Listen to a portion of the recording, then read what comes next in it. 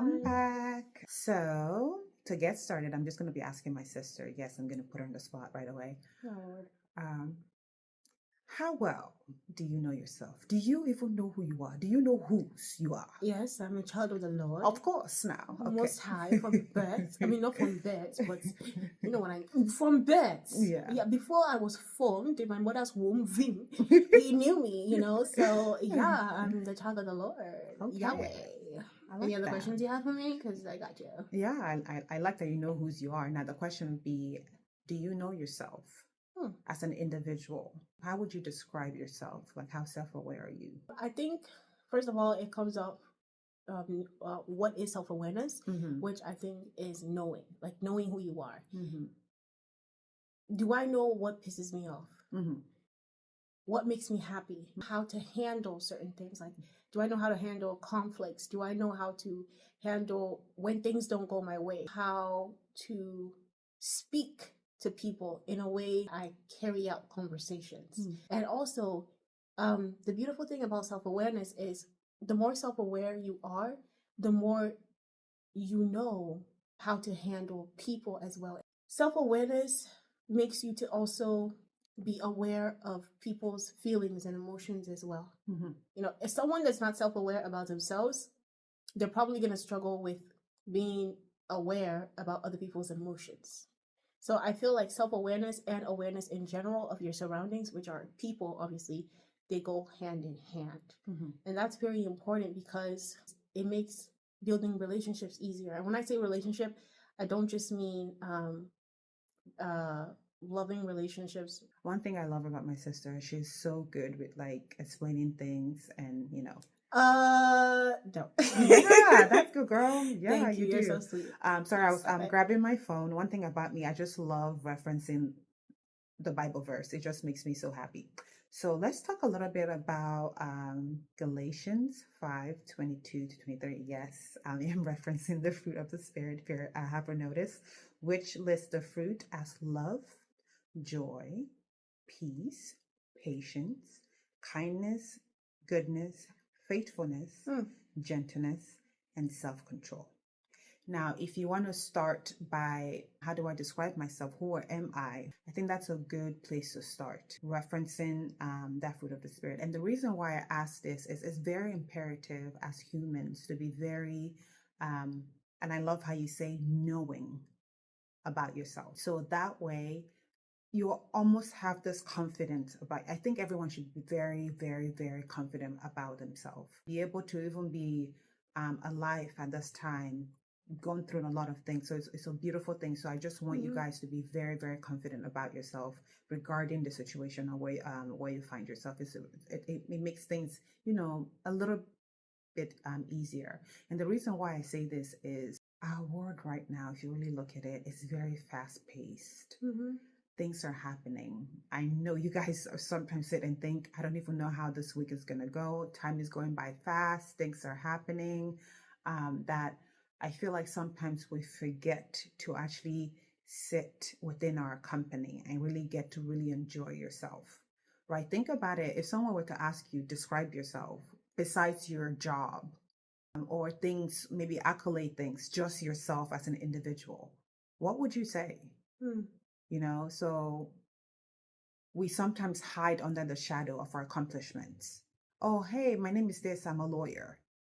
Hey, my name is this, I'm a doctor, engineer, content creator. Like, we're so good to brag about our accolades, which are beautiful, right? But sometimes, who are you behind all those veils or anything? Like, who are you, you know? So we're just going to be talking a little bit about that. So sis, yes, I'm going to come back to you. Can I say something before you say that? Please. And even going off of self-awareness, I know it says self-awareness, but I just want to expand more that it's a selfless state. As you were just talking, I don't know, I just thought about, there have been people that you can understand where they're coming from. You're able to get where they're coming from. Even if they, like, let's say you get into conflict with someone, even if you guys don't see eye to eye, you can be like, oh, even if I don't agree with this, I can see where you're coming from. But there are some people that they are so incapable of understanding someone else's perspective. To me, they're not self-aware. So that's why I said, yes, the word is self-aware, but to be self-aware, you have to be selfless to understand that it's not always just about you. I can be aware that people see things differently than I do. I can be aware that people were not raised in the same background as I do. So we are bound to have different opinions in different situations.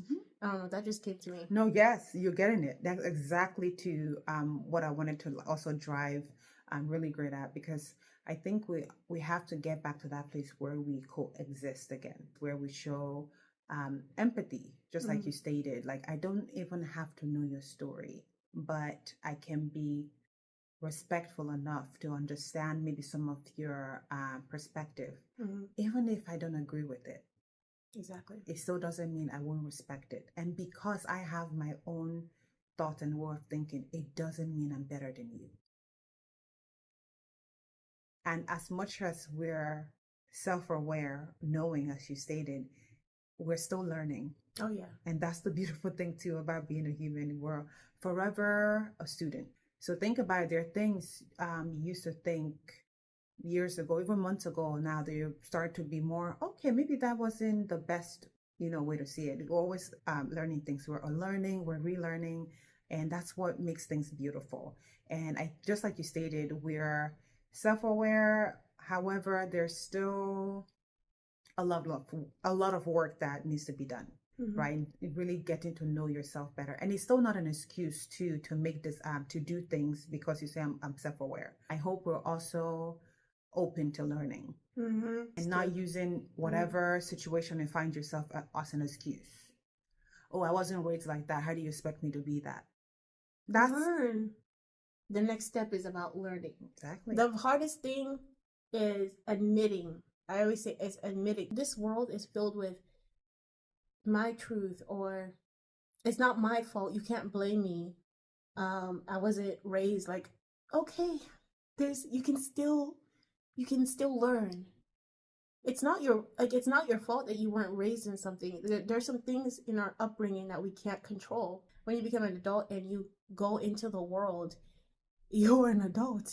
So if there are things that you that came easy for people, or that were taught to people that you didn't learn, you're able to learn that, if that makes sense.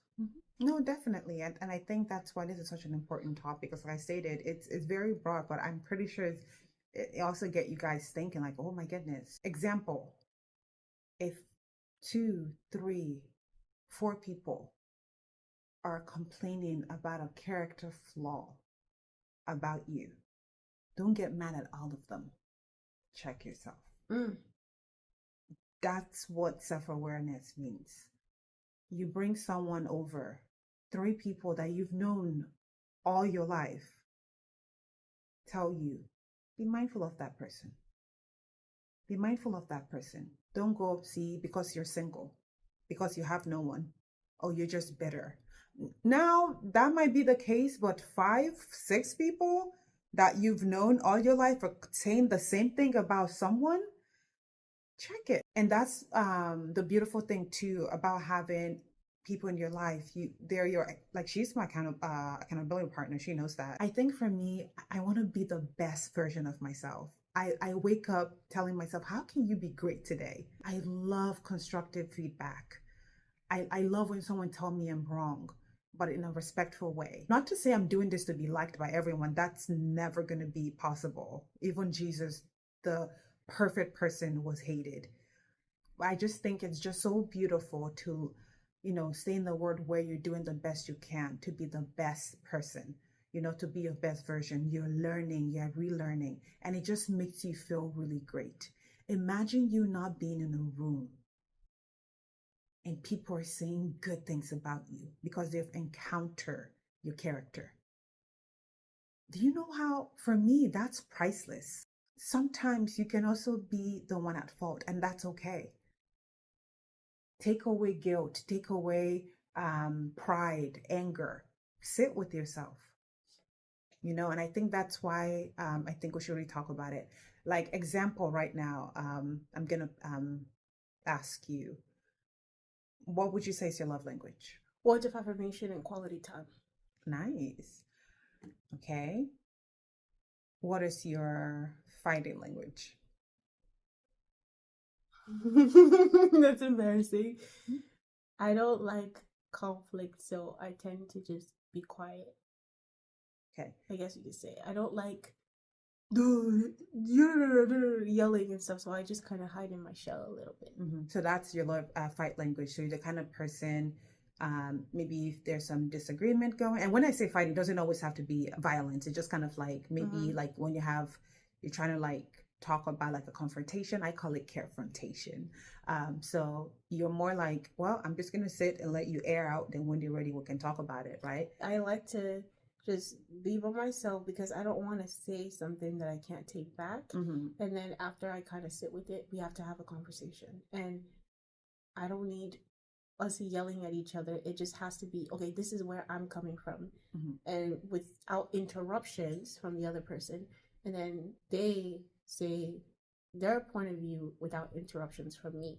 And then we kind of go from there. Usually when we sit down and we just talk to each other, we might find out that we're literally saying the same thing. Yeah. And see, and I think that's so beautiful because now you already kind of cultivated who you are. And if you notice too, those are the kind of like crowd you search for, like, oh, these are my people, right? Because you feel much comfortable. And I'm also going to ask you guys watching too, like, think about it. Like, okay, we know your love languages. What are your fighting languages? And it doesn't, like I said, it's not, some people love language, it might actually be violence. What are your financial languages? Are you a spender or a saver? Think about it. Like, even how do you receive apology? Yes, there's a way you receive apology. I'm the kind of person. And it's not just sorry. Yeah, so you have to tell me why you did wrong. Yeah, that was sorry. So for me, it lets me know, hopefully the goal is for you not to do it again. Right? So when you start to know those things about yourself, it makes it easier for you to be relatable to people. You find yourself not really getting into conflict with coworkers, you even people that you probably will never meet besides work. You still know how to, like, associate with them. And I just thought it was just like a good thing to bring up, just to see how well you're trying to know yourself best, so that way you're always being the best version of yourself. So you really think about it. And to end it all, at the end of the day, again, it's all about, if that's something that you struggle with, because we struggle with things daily, we all have to always bring it back to God at the same time. So be self-aware to know that you struggle with being self-aware, and then just praying to God about it. It's all about intentionality, like I spoke about in our last video. Tell him, I'm struggling with this. You said I should ask, so you just be honest with him, go with the right intention, always be honest, because either way he's gonna find out he's literally God. So I just wanted to end it there and leave it at that. I wanted to say as well, if you guys have any topics that you're curious about that you would want us to expand more on, don't be a stranger to the comment section. Thank you guys so much again for listening to us. Bye.